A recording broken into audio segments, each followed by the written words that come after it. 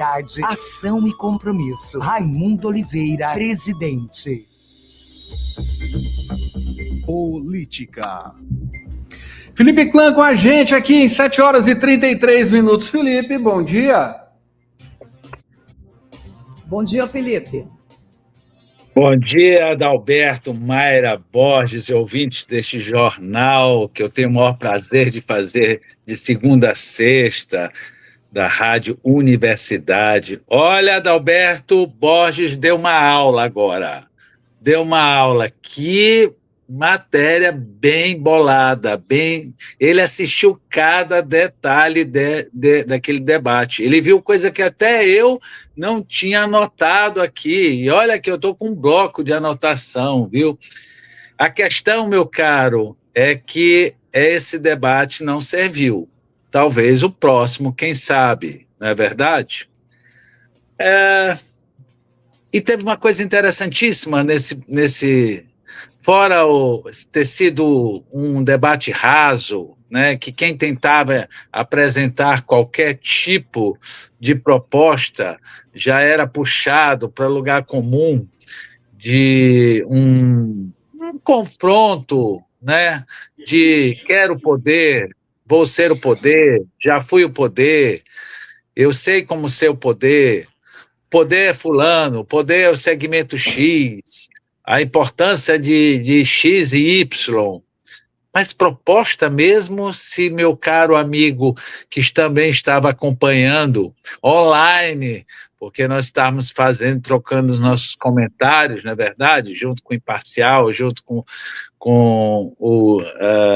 a Rádio Universidade, me parece que a coisa que mais chamou a atenção da gente não foi esse rapaz André Luiz, né?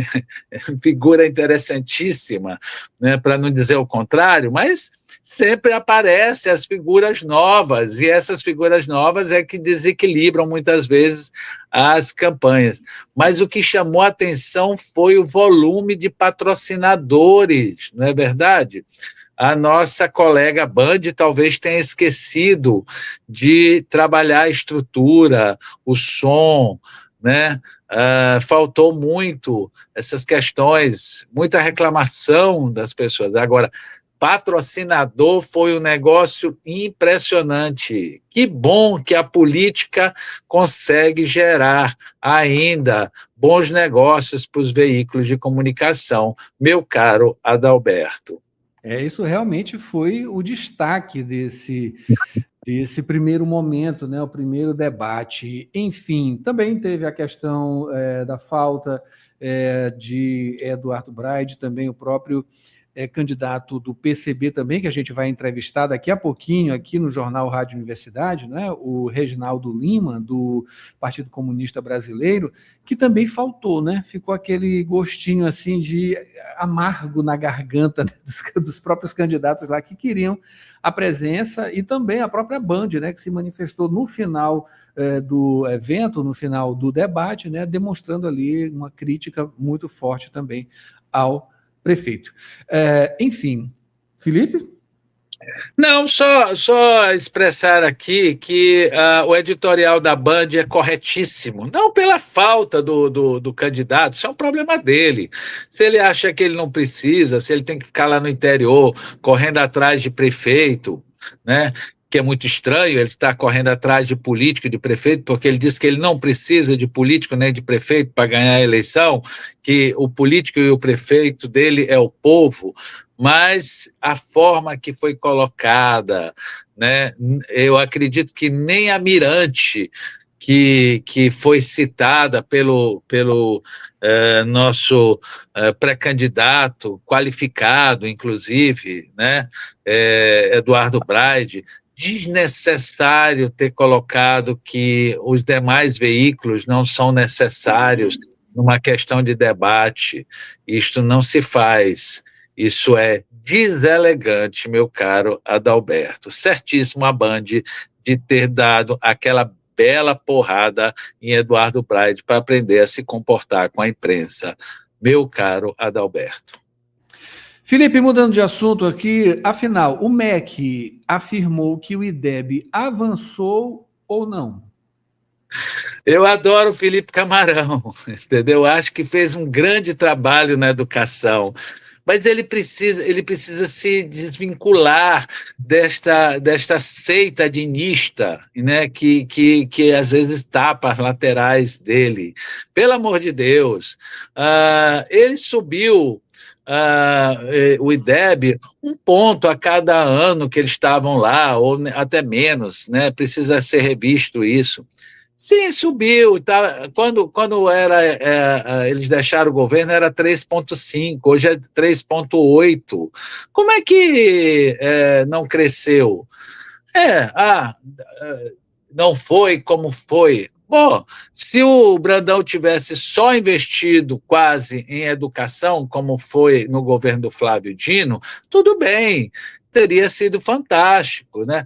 Foi positivo, foi muito positivo a gestão do Felipe, mas ele precisa olhar para frente. Essa coisa de viver legados, essa coisa de cultuar, nós já vivemos isso muito, 50 anos cultuando somente um homem, José Sarney, né? Para que isto?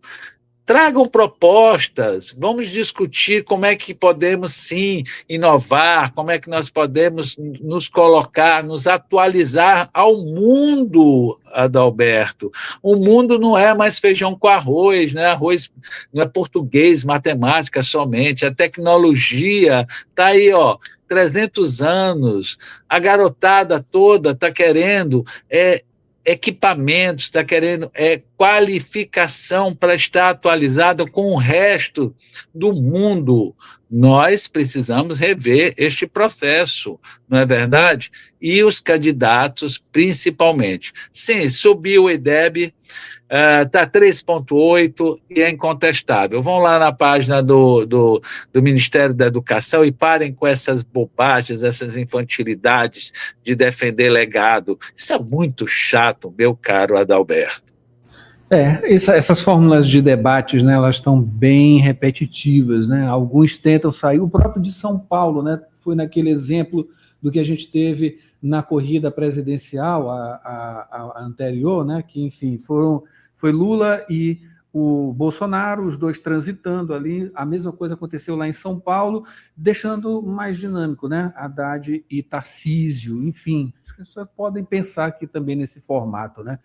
Enfim, mas, Felipe, eu estou sabendo que você está sabendo quem escalou, melhor dizendo, né, Dr. Joel para bater em Edivaldo Holanda e Leonardo Arruda para bater em Roberto Rocha. Diga agora, por favor. Olha, fácil, muito fácil, né? Eduardo Braide. E meu respeito aos dois que eu já entrevistei, acho pessoas inteligentíssimas, inclusive os dois estão hoje, né? Não, só o Leonardo Arruda que está hoje na coluna à parte, que está hoje na página política do jornal O Imparcial, né? Todas as segundas nós fazemos uma leitura com as charges do nosso genial Nuna, mas a questão é o seguinte, é que fica muito evidente, né? Eles precisam ser mais inteligentes, os dois.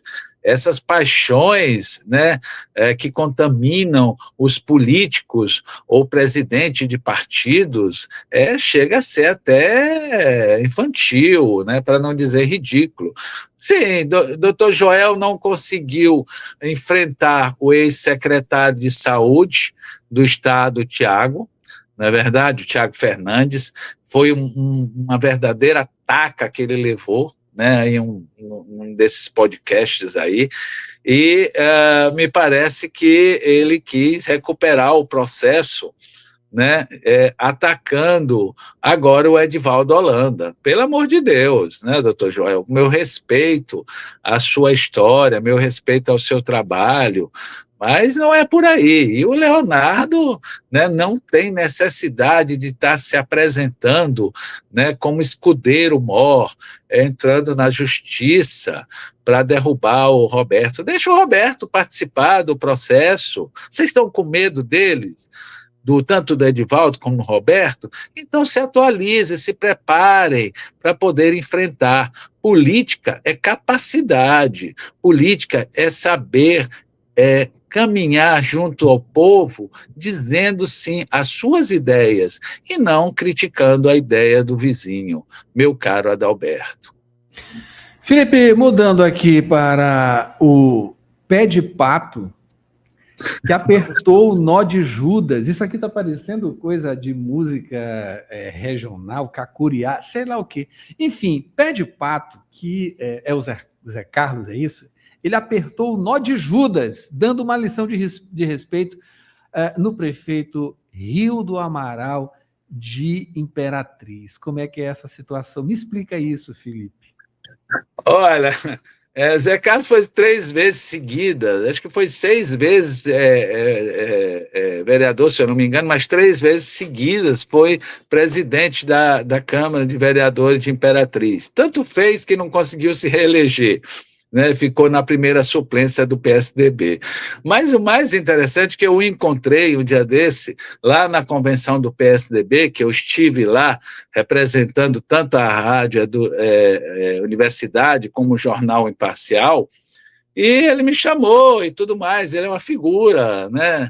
E perguntei a ele como é que estava lá em Imperatriz. E ele me contou que esteve com o prefeito Rildo, né, e foi lá entregar os cargos que ele tinha na prefeitura, pediu que exonerasse todo mundo, porque ele não concordava com o comportamento desleal com o governador Carlos Brandão. Deu-lhe um aperto no nozinho, meu amigo. E esse negócio do nó de Judas é o que rola em Imperatriz, né? Que quando falam do prefeito, todo mundo diz assim, o nó de Judas, entendeu? Nem chamam mais Rio do Amaral. Ele continua pagando um preço muito caro, inclusive o irmão dele continua tentando de todo jeito na justiça eleitoral, que é bem capaz de conseguirem, né, com essas influências dessas togas ocultas que nós temos, conseguir colocar o irmão como pré-candidato a deputado estadual. O mais interessante é que ele vai ser o único candidato do Partido Verde, não é? Não vai ter mais candidato a deputado estadual. Como é que faz o coeficiente? Eu queria que eles me explicassem essa matemática. Por enquanto, tudo isso é só para acalentar o processo, dizendo que o lado daqui também, né, perseguir e que ele foi injustiçado. Pelo amor de Deus, quem conhece o vereador é lá em Imperatriz, quem conhece o irmão do Rildo é lá naquele município. Se eles têm condição e estrutura usando a máquina da prefeitura para eleger o irmão, 10. Se não tem, fica só o lenga-lenga e isso cansa a gente. Nós temos assuntos mais interessantes, meu caro Adalberto. Felipe, a atuação nos bastidores, na política, ela é totalmente normal, né? Mas eu acho que a gente, nesse pleito, que vai ser marcado muito provavelmente pela maior articulação de bastidores pré-eleitoral já vista, né? Que vai ficar provavelmente marcado, né, marcada como a corrida eleitoral que teve mais bastidores, detalhes de bastidores, mais até do que a própria campanha, né? Enfim, a coisa está muito acirrada, né? Com muitas coisas acontecendo e consequências dessas coisas que estão acontecendo. Mas, enfim, Felipe, Flávio Dino gosta da família Sarney, sim? E a família Sarney gosta de Flávio Dino? Olha, ontem nós fomos comemorar Feliz Dia dos Pais, eu já lhe dei ontem, né? Mas Dia dos Pais, a todos... Nossos ouvintes, né? Também, né? A todos, que foi saudade meus filhos estão tão longe de mim, mas o tempo todo, né, em contato, mas nada como ter os filhos no abraço, né? Ontem eu senti muita falta disto, mas tudo bem, né, ganhei lindas flores, lindos presentes, e isso é que importa, né? Falei com eles, olhei meu netinho, Pedrinho, Pipo, Pipo é uma figura. Aprendeu agora a desligar celular, né? Você está conversando com ele, tchum! Que maravilha! Pois é. A questão é que eu fui parado, eu não estava nem sabendo, né, dessa visita do Flávio Dino ao Sarney, né? E eu encontrei ontem um grupo diretamente ligado a vida toda à família Sarney, vieram conversar comigo, e eu fiquei até meio sem jeito, porque eu não estava sabendo dessa fofoca, dessa futrica, né, de visita. Isso também muito pouco interessa para a política, apesar de que a gente precisa descobrir o que foi conversado. Segundo alguns, foi conversado mais a nível nacional, não foi lembrado nada. Mas a questão é que a família Sarney não gosta de Flávio Dino, a família Sarney não tem o menor interesse de ter relação com o Flávio Dino. O pai de Flávio Dino, sim, foi um dileto amigo, né? Inclusive Sarney abraçou o pai dele quando a ditadura militar o caçou por ser do Partido Comunista, mas o Flávio Dino não teve a menor dó em pisar e esmagar a família Sarney, tirando do poder de uma forma, vamos dizer assim, nada republicano, não é verdade? Agora, o Sarney é um estadista.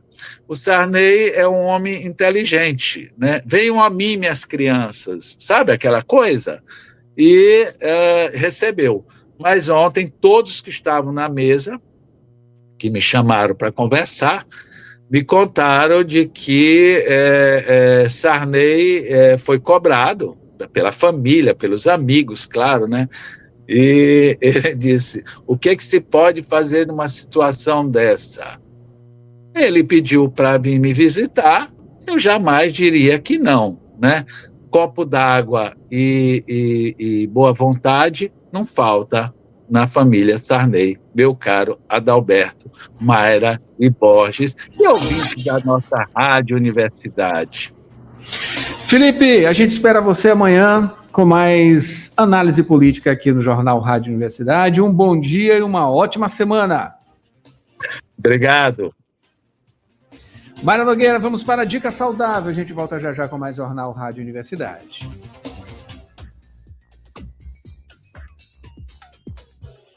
Dica Saudável.